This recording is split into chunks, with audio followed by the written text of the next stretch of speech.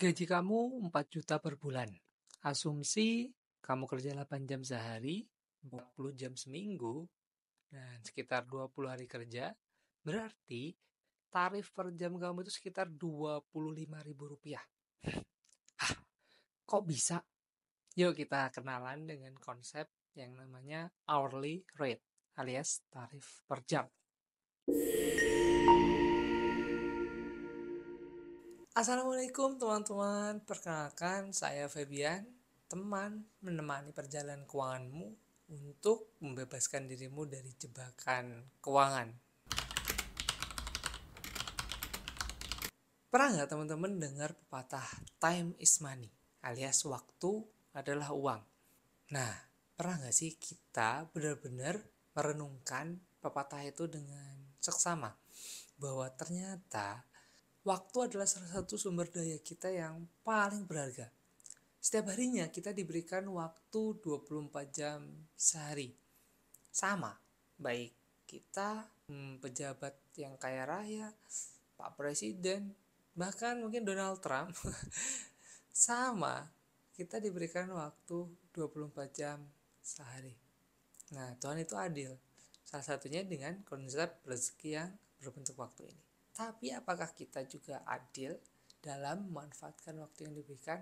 Nah, ini yang menjadi tantangan. Karena setiap orang bisa menggunakan waktunya dengan berbeda-beda. Ada yang mengalokasikan lebih banyak untuk bekerja, ada yang lebih banyak mengalokasikan untuk bersenang-senang, ada yang lebih banyak mengalokasikan waktunya untuk belajar. Kalau kamu tim yang mana? Kalau aku tim yang mengalokasikan waktu paling banyak buat tidur. Waduh. Tidur, makan, tidur. Aduh, astagfirullah. Nah, dalam video kali ini kita akan bahas kaitannya antara waktu dengan uang. Kok bisa? Nah, jadi gini. Seringkali kita bekerja, berusaha, berbisnis, tapi kita kurang concern tentang konsep tarif per jam ini. Sehingga kita kelihatannya sibuk, tapi apakah benar-benar produktif? Oke, kita akan mulai pembahasan video ini dengan sebuah cerita. Nah, jadi aku tuh punya 2 orang teman. Sebut saja yang pertama namanya Agus, yang kedua namanya Budi. Kedua orang ini dulunya kuliah di tempat yang sama, di salah satu universitas yang cukup terkemuka lah di kota pelajar. Saat ini mereka sudah bekerja, sudah berkarir. Kalau si Agus, dia berkarir sebagai seorang pegawai di sebuah perusahaan yang cukup terkemuka. Gajinya bisa dibilang sampai 2 kali UMR, karena UMR di kota itu sekitar 2 juta, sedangkan dia kini gajinya sekitar 4 juta. Kalau si Budi ini dia nge-freelance, dia bisnis kecil-kecilan, ya omsetnya anggap aja sekitar 4 juta juga lah ya. Tapi apa yang membedakan? Nah, ini kita akan masuk ke konsep waktu. Kalau si Agus, dia kerja kantoran, setiap hari pergi ke kantor karena masih WFO. Dia pergi kantor kita jam 8, pulang jam 5. Ya anggap aja sekitar 8 jam kerja lah ya. Jadi kalau dihitung-hitung gaji per jam dari si Agus itu sekitar Rp25.000. Nah, kok bisa? Nah, ini kita bahas hitung-hitungan detailnya ya. Nah, selanjutnya si Budi ini dia seorang editor video, freelance-nya ya. Dia itu biasanya ngerjain proyek, ngedit video itu kalau nggak salah kemarin itu 2 video dia dibayar sekitar 500.000. Nah, dia untuk ngedit 2 video itu butuh waktu sekitar 5 jam. Jadi kalau dihitung-hitung 500 bagi 5 jam, nah dia tarifnya adalah Rp100.000. Wow. Jadi ada gap atau perbandingan 4 kali lipat. Nah, jadi waktu mereka lagi nongkrong, mereka ngobrol, si Agus nih baru nyadar kalau wah, ternyata selama ini aku sok sibuk doang. Tapi si Budi, dia bisa kerja dengan efektif. Dia kerja lebih sedikit, bisa punya waktu luang lebih banyak, tapi dia bisa menghasilkan lebih banyak. Jadi kepancing nih. Ini bukan berarti untuk membanding-bandingkan dengan orang lain ya. Tapi si Agus nih positive thinking orangnya. Dia berusaha melihat fenomena ini untuk meningkatkan kapasitas dirinya. Jadi alih-alih merasa iri, dia ingin belajar tuh ke Budi.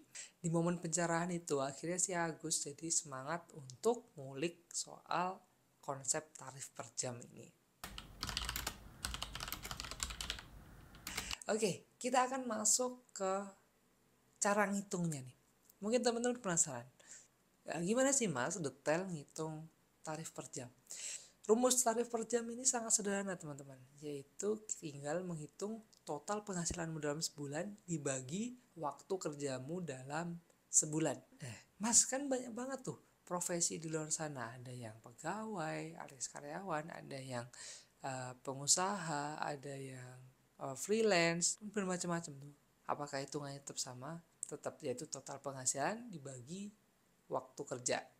Nah kalau pegawai lebih gampang ya, karena kan kerjanya pastilah ya, istilahnya gaji bulannya pasti, terus jam kerjanya lebih pasti juga. Jadi teman-teman yang bekerja sebagai karyawan lebih gampang nih ngitung-hitungnya.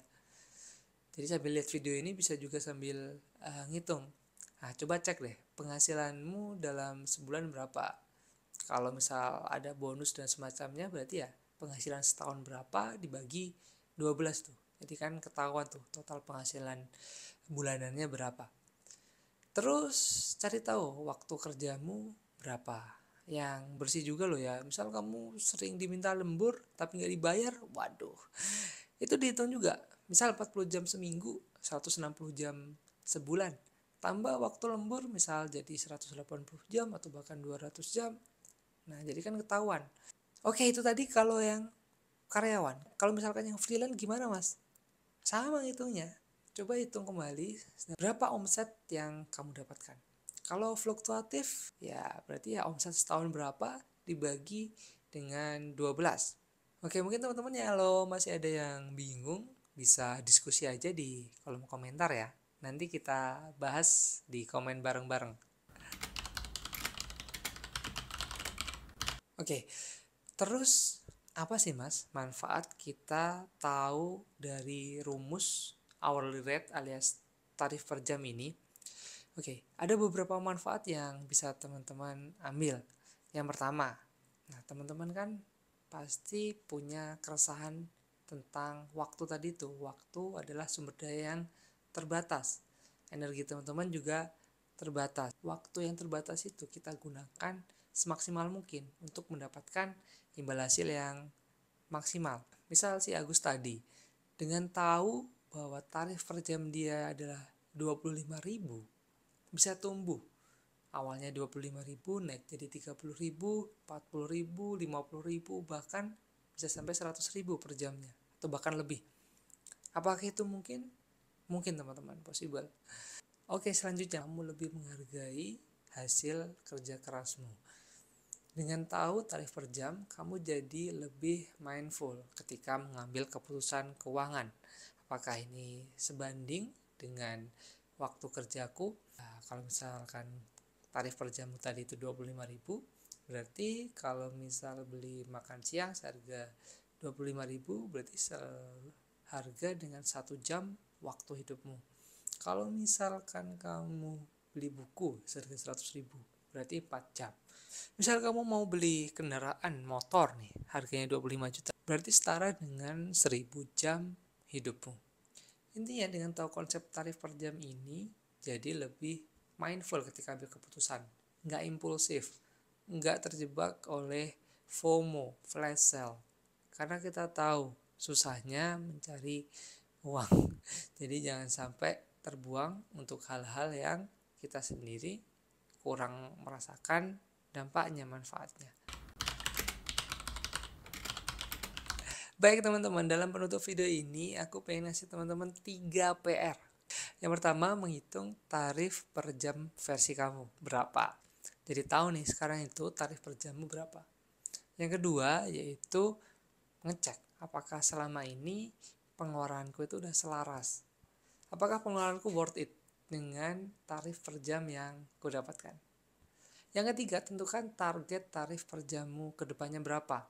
Misal, sebulan ke depan, 6 bulan ke depan, setahun ke depan, 2 tahun, 5 tahun, dan seterusnya. Sebagai acuan tuh untuk memacu diri kamu buat jadi lebih baik. Karena ya yang tahu kapasitasmu kan dirimu sendiri. Jadi ya tentukan target sesuai dengan kemampuanmu juga. Bisa pakai SMART method, yaitu specific, measurable, achievable, terus relevan, sama time bound nih. Dan pesan terakhirku, hidup cuma sekali, masa muda cuma sekali, jangan sampai kita sia-siakan. Jangan sampai teman-teman termakan tagline muda foya-foya, tua kaya raya, mati masuk surga. Karena menurutku untuk mencapai kaya raya di usia tua dan masuk surga di akhirat kelak butuh effort dan keputusan-keputusan kecil di masa muda yang akan menentukan akan membawa kita ke depannya. Ya kalau misal dari udah gaji pas-pasan, ya pengeluaran boros, terus juga hedon, sering maksiat, gimana ceritanya nanti bisa kaya raya sama masuk surga? Oke, dan teman-teman kalau misal butuh bantuan atau butuh solusi keuangan, feel free to DM aku di Instagram @febians25 atau di website klik aja link.id/febians25. Di sana ada ebook, tools, template, hingga recording webinar-webinarku. Kalau misalnya ada yang mau didiskusikan, boleh banget buat komen. Dan kalau menurutmu bermanfaat, boleh likes dan subscribe. Sampai jumpa di video selanjutnya. See you. Terima kasih udah nonton sampai akhir.